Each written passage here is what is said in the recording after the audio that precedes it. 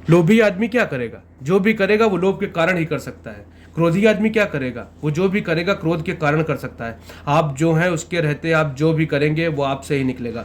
और अगर नीम से पत्ता निकलेगा तो कड़वा होगा, और आपसे जो पत्ता निकलेगा वो आपका स्वाद वाला होगा।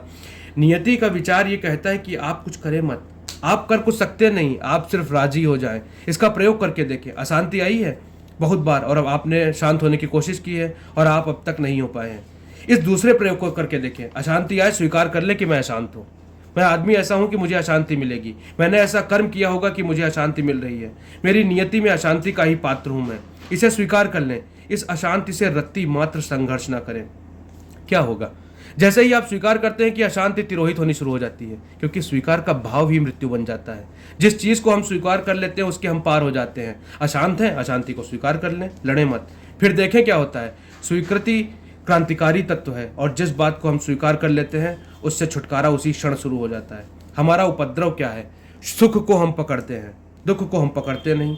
दुख से हम बचना चाहते हैं, सुख कहीं छूट ना जाए इस कोशिश में होते हैं, और हमें पता नहीं कि सुख और दुख एक ही सिक्के के दो पहलू हैं।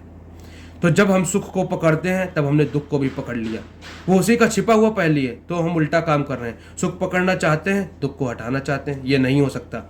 ये तो दोनों को छोड़ दें या दोनों के लिए राजी हो जाए। दोनों हालत में आपके जीवन में क्रांति हो जाएगी।